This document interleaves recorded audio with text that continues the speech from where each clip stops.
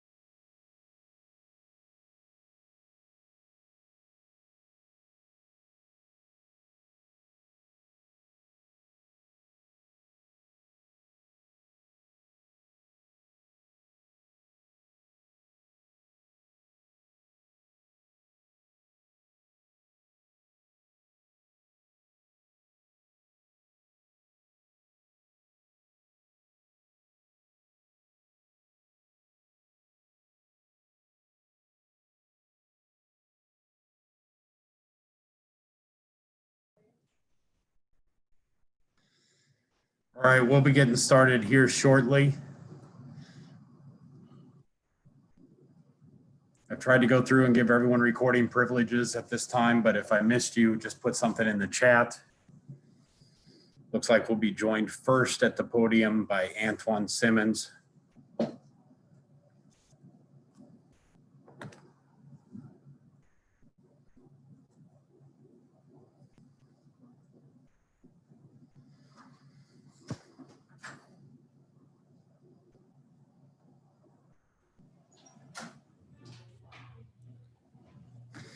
All right, at this time, we're joined by Antoine Simmons. We'll take questions for Antoine. Just go ahead and put them in the chat.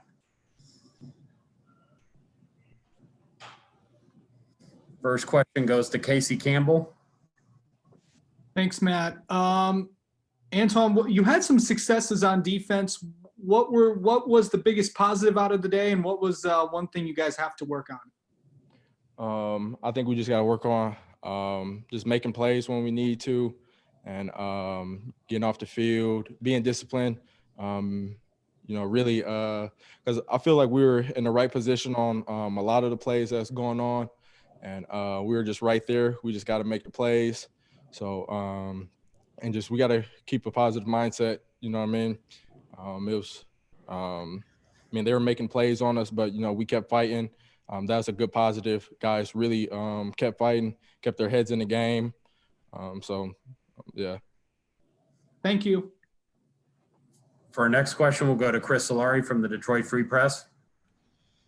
Hey, Antoine, the new scheme that you guys are using, can you kind of talk about how that's been to get into with the 5 defensive backs? And when you look at what happened on some of those big scoring plays, how much do you think was alignment? How much do you think was just newness of the scheme? I honestly don't know. You know what I mean? It looked as if guys were in the right position most, if not all the time. You know what I mean? So we just got to make plays. You know what I'm saying? I mean, those guys are on scholarship too. We're on scholarship. We just got to make plays. And as a follow with that, the scheme itself, how do you feel that you guys have embraced that? I think we've embraced it well. You know what I mean? We're playing hard. We're running everything. They're sending it to us. There's no issues. We don't disagree or none of that. You know what I mean? Whatever they call or send in, whatever they install, we're going to run it. We're going to have the right attitude. And that's just what we're going to do. For our next question, we'll go to Lindsey Huddleston. Yes, Antoine, so much has happened since February, new change of the guard, and of course the pandemic. How much, this being your first game, how much does that play a role into what you guys can do going forward, coming off the first game that you played? We got a lot of room for improvement. We can come back. We're going to come back next week. They're like a completely different team. We got to clean up our play. We shot ourselves in the foot a lot today, like a lot.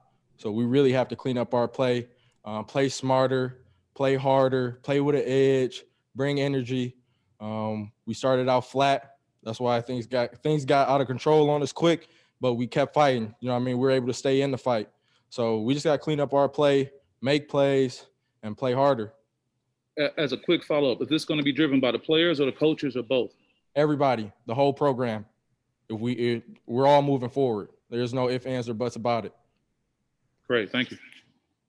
For our next question, we'll go to Seth Wells at WILX.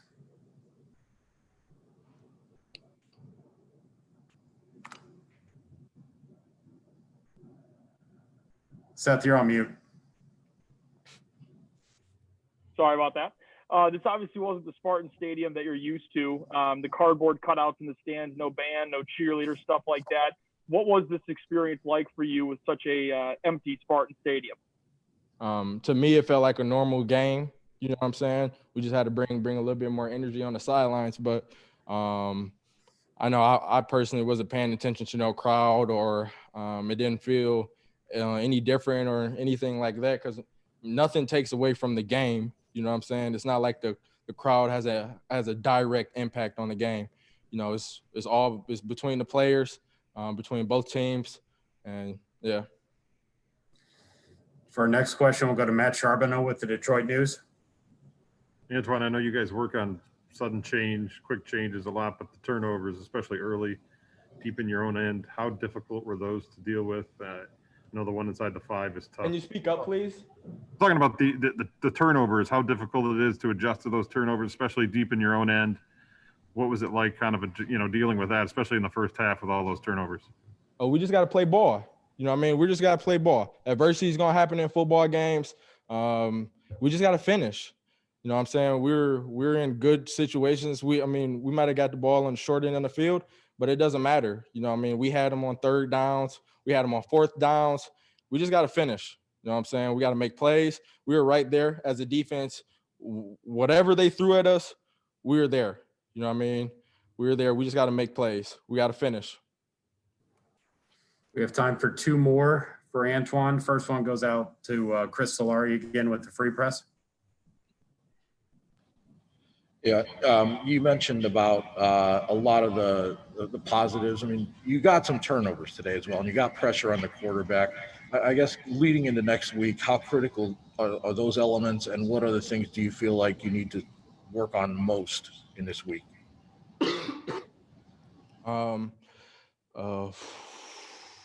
We just got to be more together as a team. You know what I'm saying? Really leaning on one another, feeding off each other, playing for each other. You know what I'm saying? I feel like it's not like really any systematic errors or we're being outplayed or anything. Like I said earlier, we're just shooting ourselves in the foot. You know what I mean? We got to clean up our play on defense and offense, special teams, up and down. You know what I'm saying? So we got to come next week with a work attitude. We are going to come next week with a work attitude, with the right mindset, and we're going to get better this week. Last question for Antoine will go from Matt Wenzel at MLive. Hey, Antoine, I was wondering, what was Mel Tucker's message to you guys in the locker room after the game? What did he talk about? What did he address? Stay positive, keep working. You know what I mean, that's all we can do. We can't look back. The more we look back and dwell on this loss, it's going to affect us later on down the line. And this week, following week, we got a big game coming up this week, and that's what we got to focus on. That's the next thing. After tonight, we're on to Michigan. There's no going back to Rutgers or watching the film, seeing how we can do better. It's Michigan. It's Michigan come tomorrow morning. Thank you. Thank you. Right. Thank you, Antoine. Thank you, guys. Have a good one.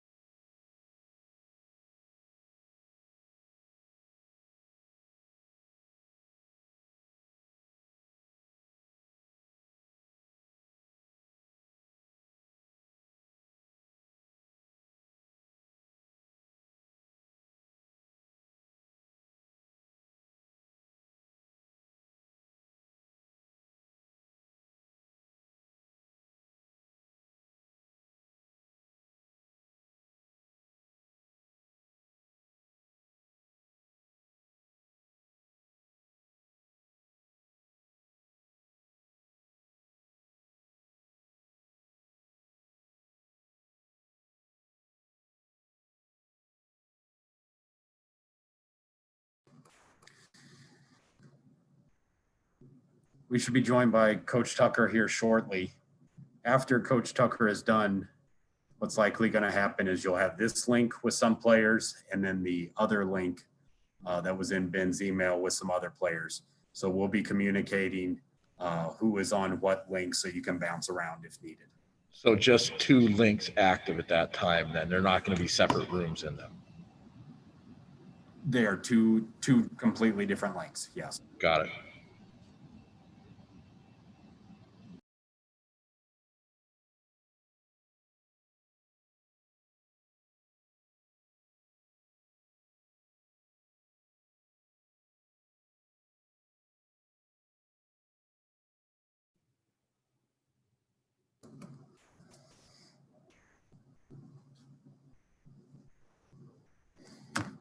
At this point, we'll go ahead and we're joined by Coach Mel Tucker. Coach, if you'd like to make an opening statement. Yeah. First of all, I'd like to thank our staff, our medical personnel, our trainers, and our doctors, and what they've done and what they've continued to do throughout this process to even give us a chance to be able to go out and compete and go out there and play. And they've done a heck of a job and will continue to do so. I know our fans expect more from this football team than what we showed today, and we expect more out of ourselves. There's a higher standard, and so we've got work to do.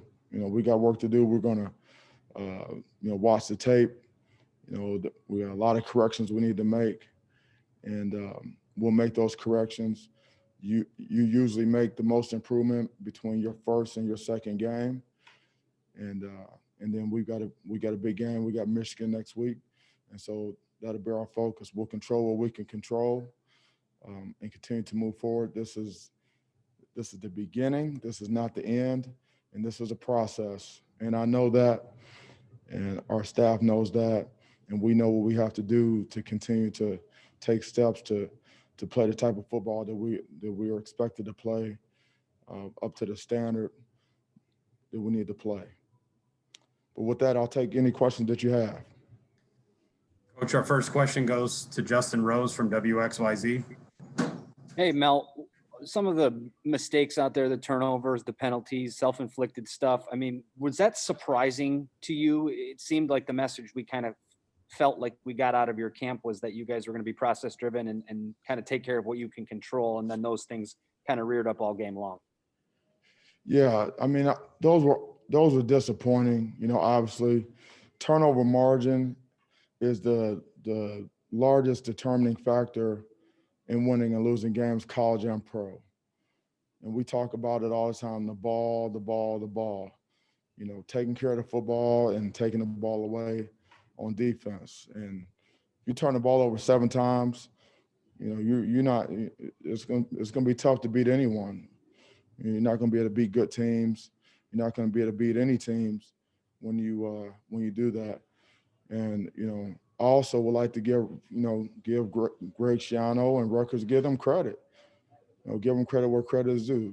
They did what they had to do. They made enough plays. They played hard for 60 minutes, and they out executed us.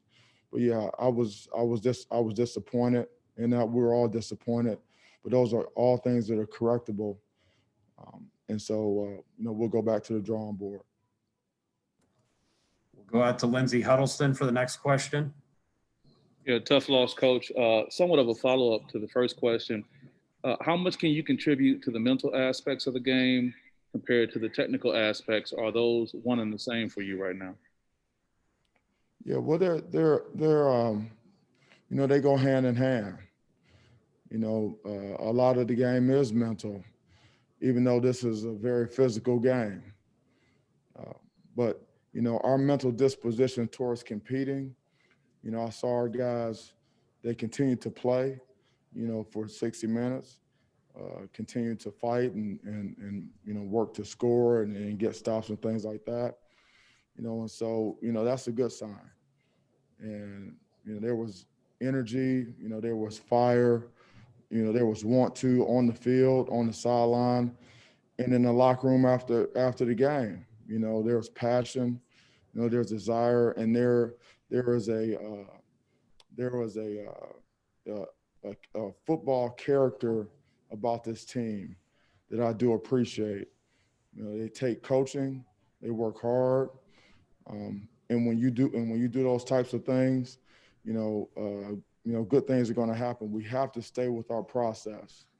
Okay, we have to correct our mistakes, and because our guys are coachable, we respect them. They respect our staff. We will be able to make those corrections, and we will be able to improve. And that's going to start right away. And our guys understand that. And so I'm looking forward to watching this film. Seeing where we need to improve, making those corrections. And getting ready for Michigan. Great. Thank you, Coach. Yeah, thank you, Lindsay. For our next question, we'll go to Matt Charbonneau with the Detroit News. Mel, I was curious how you would gauge the play of Rocky, the way he played today, and not only that, the inability really to kind of establish a run early on, how much that affected you as well. Yeah, first, and offensively, our philosophy is we want to be able to run the ball on our terms, and we weren't able to do that today.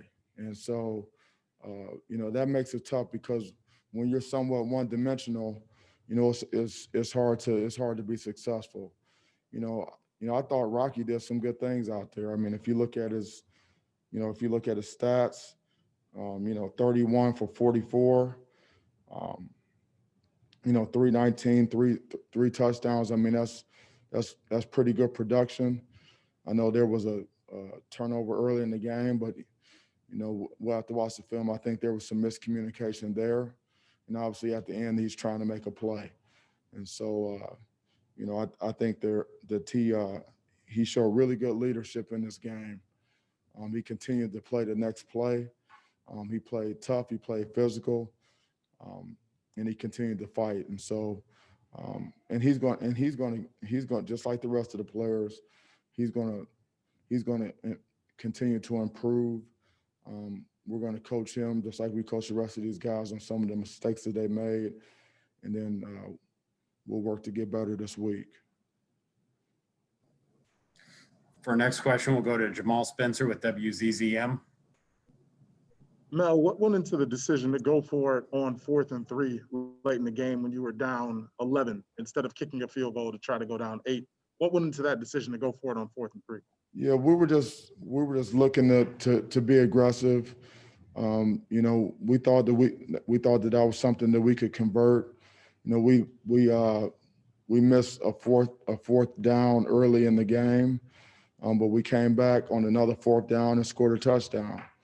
And so, we were still down a couple scores. And so,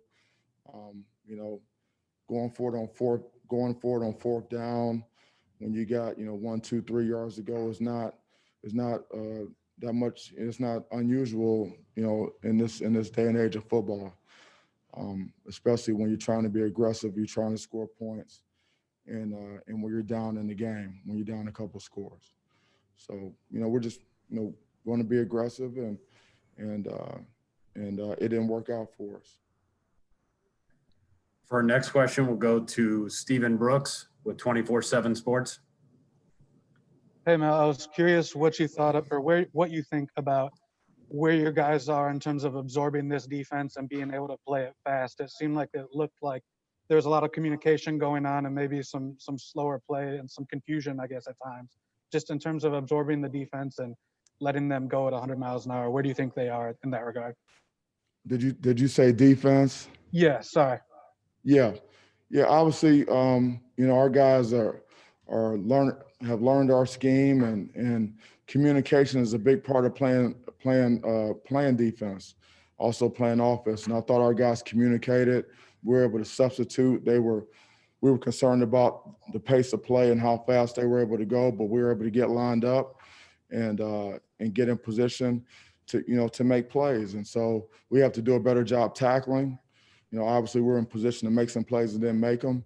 And then in coverage, we have to stay on top and make sure we don't give up big plays in the passing game. But we're going to have communication on our defense. You know, we're going to give calls, get calls, we'll make checks, we'll do things. And as long as guys are lined up when the ball's snapping, they know what their assignment is, then we should be okay.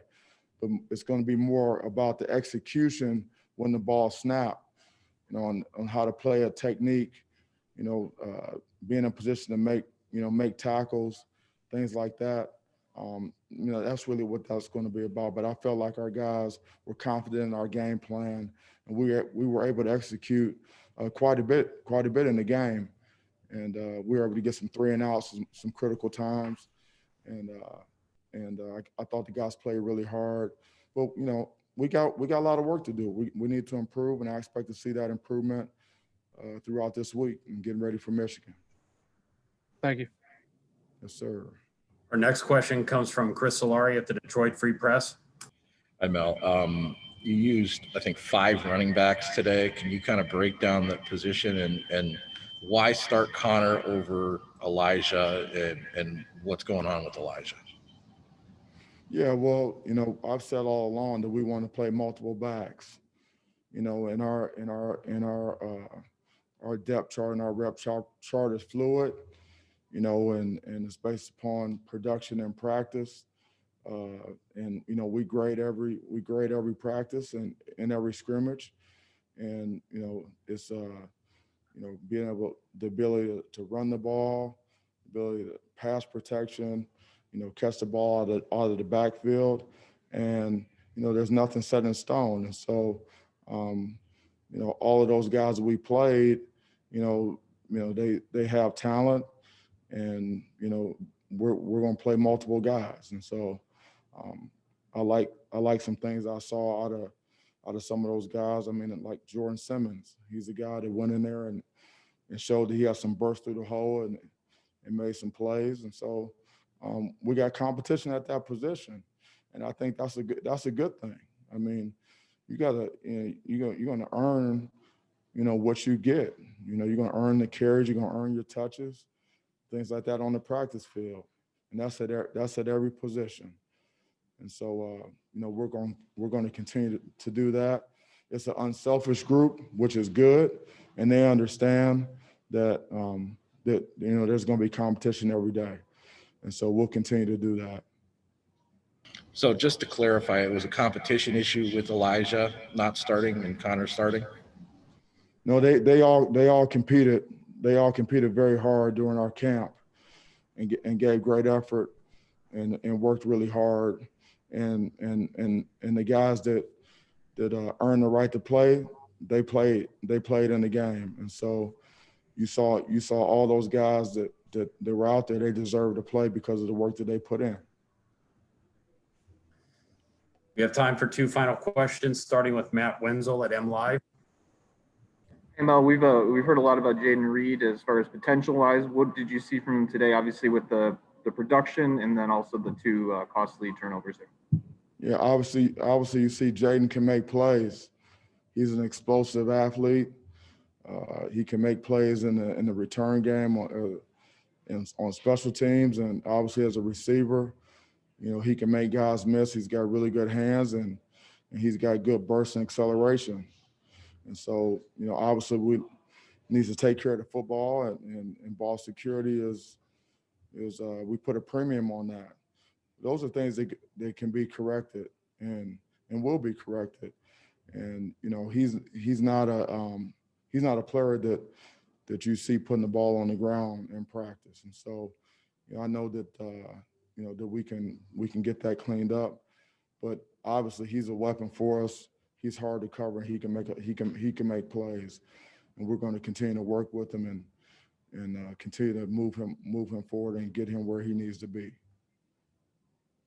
Thank you. Yes, sir. Thank you. And our last question is going to go to Jim Comparoni at Spartan Mag. Hey Mel, you preach the importance of ball security throughout practice, and we've heard you talk about that in your radio show and so forth. But when you're on the sideline and it's happening, how do you respond to that? How disheartened do you get about that? And what can you do during a game when those things that you're preaching are just unraveling in that particular category? Yeah, you just have to continue to play the next play.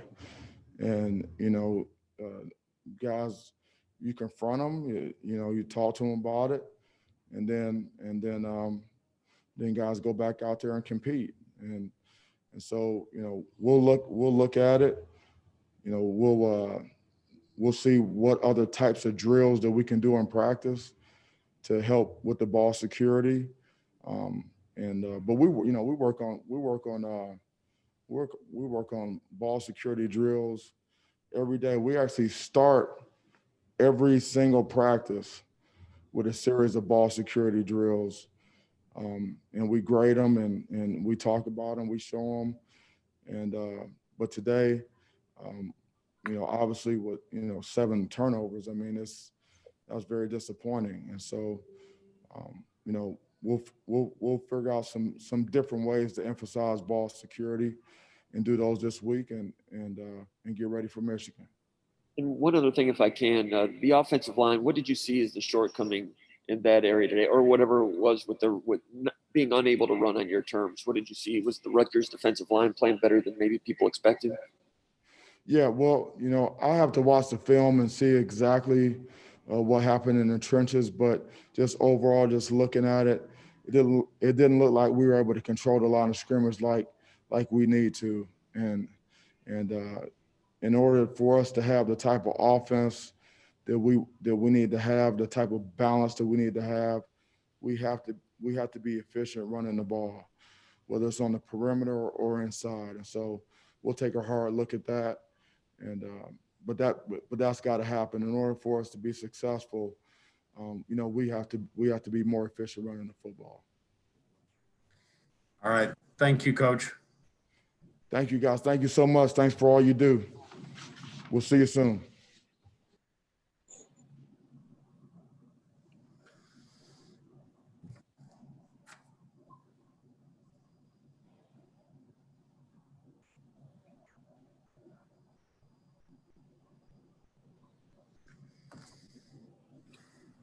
So we're having another player here.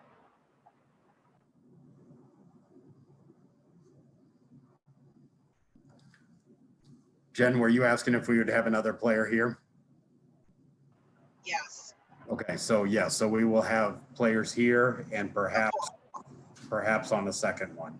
Thank you. I'll just stay right here then. Okay. Appreciate it. Hey, Matt, can you check your email? I have someone back in the office to monitor the second Zoom for me.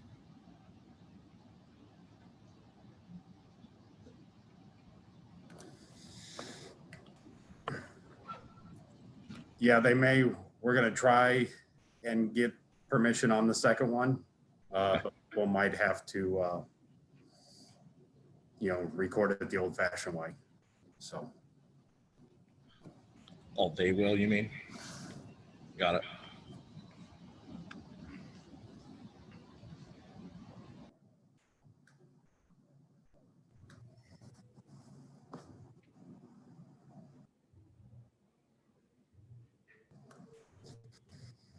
All right, at this point, We're joined by Xavier Henderson. We'll take some questions for Xavier at this time.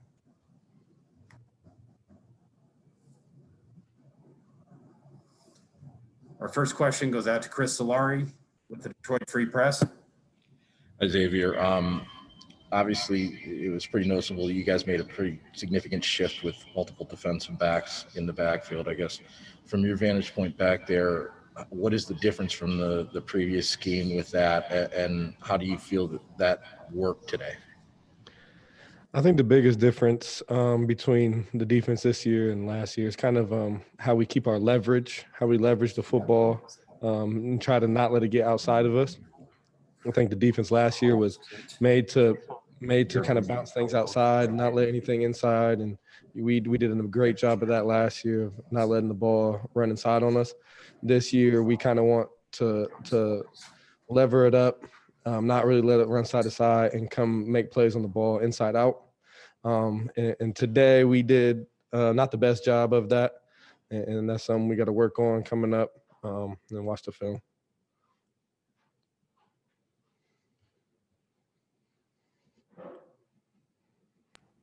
Go next to Stephen. Hey, Xavier. I wanted to ask you just sort of operationally how you thought things went on the defense. It seemed like we saw a lot of late substitution, a lot of talking between you guys, a lot of late movement pre-snap. Just how fluid do you think it was? The whole thing was from get the call, line up, do your thing. Just sort of the cleanliness of it. Yes, sir. I think it was fluid. I think it was clean, and that's something we work on during practice. Just like Coach Tucker said, their tempo was something we were a little concerned on, so we were really practicing hard on getting substitutions on and off the field. But we were able to do that today. We were able to get the call and really communicate that call throughout the defense who's on the field. And I thought it went well today. There's obviously some things. I don't think there's too many missed assignments. Hopefully now we'll watch the film and see. But the communication is a big part in making sure everyone's got their assignment. And you felt like that was pretty clear today? Everybody understood, down to down what was going on out there, and it was being communicated properly? Yes, sir. I think the communication was good. The assignments were good. Just the technique within the assignments can get better. Thank you. Go next to Matt Charbonneau. Xavier, I'm curious how difficult it is to adjust to those early turnovers when your offense turns it over deep in your own end. How tough is that on the defense to kind of adjust to those, especially with so many in that first half? It is tough, but football is a tough game, and we pride ourselves on being tough players. So that's a challenge that we like to step up to. We were able to hold them to a field goal, I think, on a couple of them. I think they got into the end zone on some of them, but it's a pride thing. It's a toughness thing, and we know that we got the offense back, and they got our back. It's a team. It's a one fluid team, offense, special teams, and defense, and we got to bring that all together coming up. And I'm just curious, real quick, how were you surprised at the amount of mistakes? Hey, Drew, I know you guys, defensively work on sudden change situations during practice. Just wonder how difficult is it when you're kind of starting, defensively so deep in your own end so often in the first half? How often is that to kind of get things going? I mean, when your back's to the wall in sudden change situations, you just kind of buckle it up and tough it out.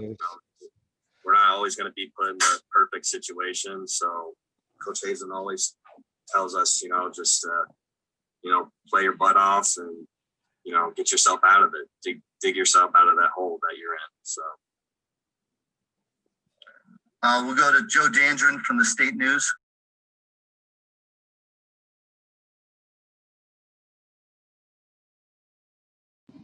I think whoever had that is muted now.